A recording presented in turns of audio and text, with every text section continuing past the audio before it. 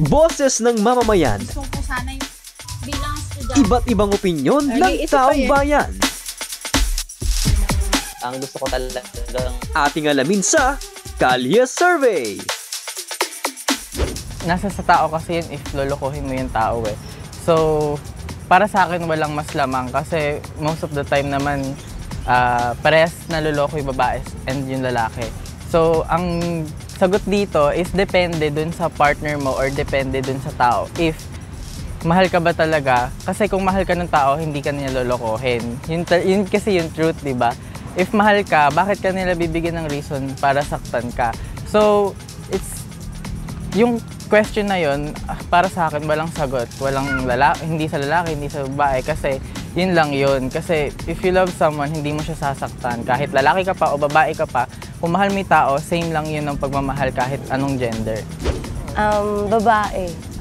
Siyempre, pag babae ka, ikaw yung nililigawan. Siyempre, pag kayari, ikaw yung mas maniniwala. And then, at the end of the story, biglang aalis, ganun. Sa tingin ko po, parehas lang po.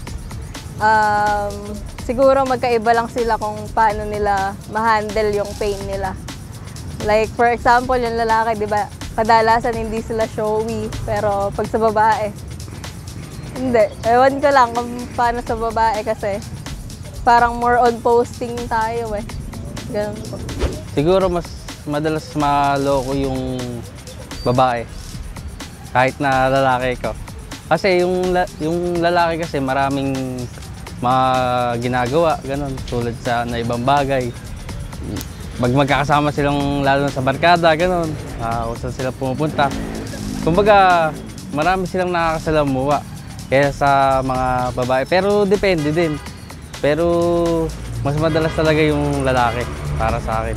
Feel ko ang mas madalas malokon sa binabalita ngayon ay yung mga babae kasi minsan yung lalaki, pag hindi sila nakakatiis, minsan kasi may pagkukulang yung babae na may gusto yung lalaki pero yung hindi maibigay ng babae. Kaya minsan nagloloko yung lalaki na kung ano yung nahanap niya sa babae.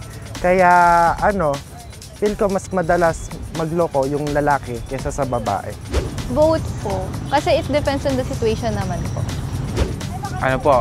Lalaki. Lalaki yung madalas naloloko. Parang sa ano na lang po, yung kunyari sa trust, gano'n. Pagka parang nawala na ng tiwala yung lalaki sa babae, parang mas sumusuko na kaagad yung lalaki, gano'n. Yung lalaki po. Kasi wala namang madalas ginagawa yung lalaki kundi magmahal lang naman.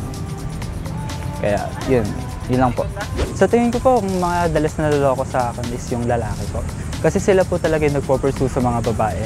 Then yung sa may kasi hindi naman natin alam kung ano talaga yung naiisip ng mga bawat babae sa na ating kunyari naliligawan na gano'n. So, pag nagkagusto kasi yung lalaki sa isang babae, ginagawa nila yung lahat. Then yung kadalasan is hindi nila napapansin or nararamdaman. So, talagang mag-a-assume yung lalaki sa mga babae. Ganun. Feel ko po parehas. Kasi may iba naman na yung babae, yung manloloko, tapos yung lalaki naman, siya yung manloloko, kaya parehas lang. Okay. Wala pong pinagkaiba.